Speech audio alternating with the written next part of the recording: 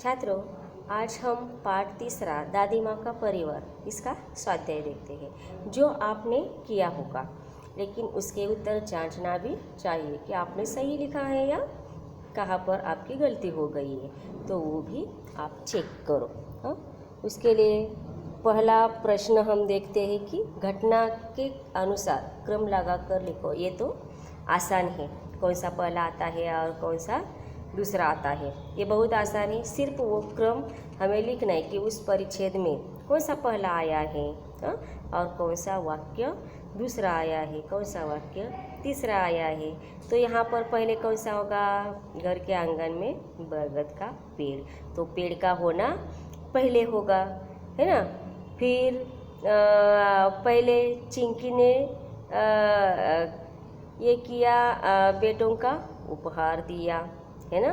फिर आ जाएगा टीनू मीनू चुस्कू मुस्कू खेलने लगे, तो ये आ जाएगा।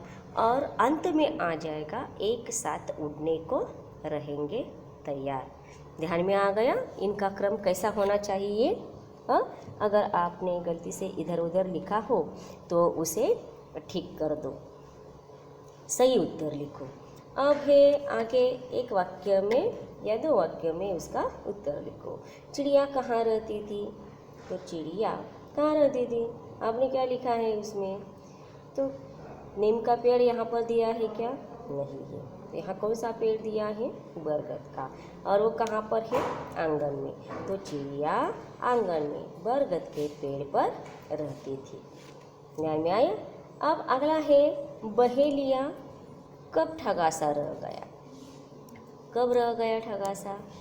तो एक साथ सभी पंछी उड़ जाते हैं, तो ये देखकर बहेलिया ठगासा रह गया, है ना।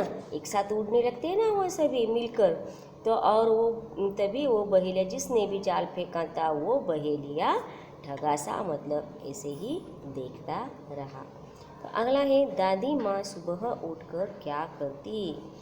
तो पाठ के शुरुआत में ही है, दादी माँ सुबह उठकर आंगन बुहारती, साफ करती, और सभी से नीलू और चिंकी इन दोनों से वो बातें करती थी, आंगन में बतियाती है ना।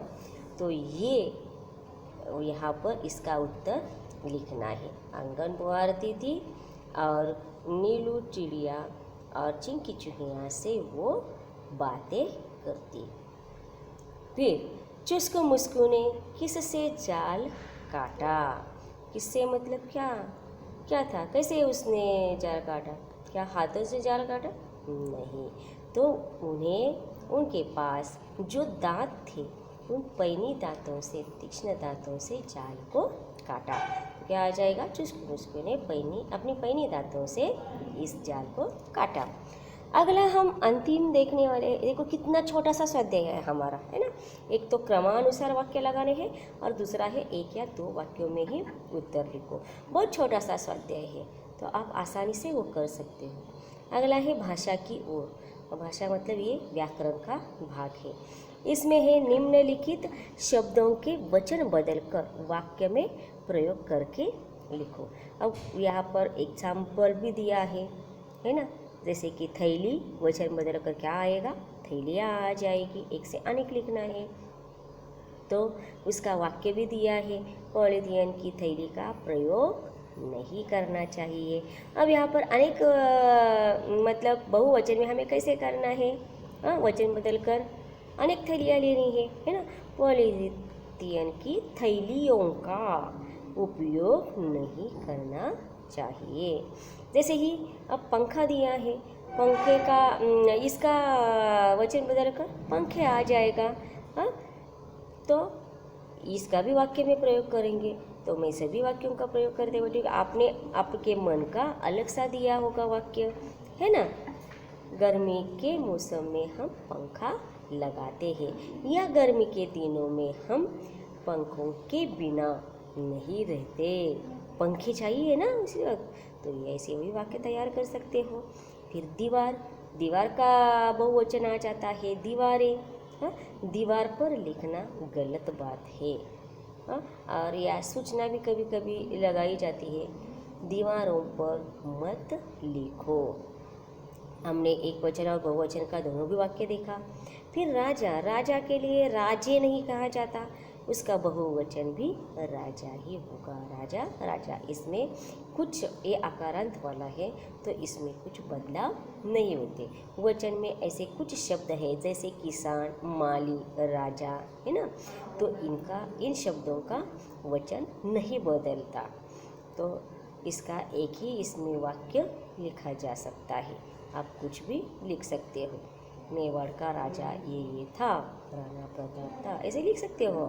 कुछ भी लिख सकते हो, वाक्य किसी राजा का नाम लेकर लिख सकते हो, या शिवाजी महाराज एक राजा थे, ये भी लिख सकते हो।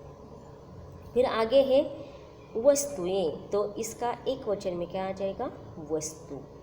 हाँ, तो ऐसे ही वाक्य में प्रयोग करो, जो आपने किया है उसे सही है या नहीं, ये सिर्फ देखना आपका काम है। हाँ, वस्तु, एक वस्तु के लिए हमें वस्तु ठीक तरह से रखनी चाहिए, या हमें वस्तुएं इधर उधर फेंकनी नहीं चाहिए। भेड़िया, भेड़, भेड़िया यहाँ पर आ जाता है। अब यहाँ पर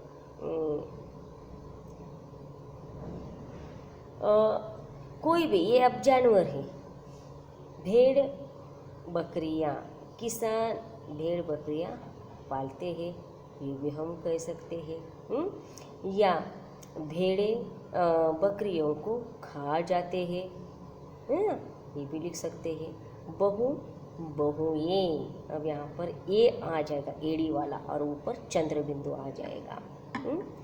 सास बहू की कभी नहीं जमती, है ना, ये लिख सकते हो। बहुए, सास अपनी बहुओं के बारे में, है ना, बहुओं के बारे में अच्छी बातें नहीं करती, ये भी लिख सकते हैं। और रोटी, रोटी, रोटियाँ, इसका बहुवचन क्या आ जाएगा? रोटियाँ। अब रोटी बनाते समय मेरा हाथ जल गया, या रोटियां बनाते समय मेरा हाथ जल गया, ऐसे भी आप लिख सकते हो। यानी कि आप कौन सा शब्द लेकर वाक्य में प्रयोग करते हैं, उस पर आपका वाक्य सही या गलत निर्भर होता है। ध्यान में आया? मैंने फॉर एग्जाम्पल ये सभी वाक्य बताए, तो आशा है कि आपको ये सभी ध्यान में आए हैं। जिसने नहीं किया वो चेक करो, नहीं किया वो करो, और जिसने किया है वो चेक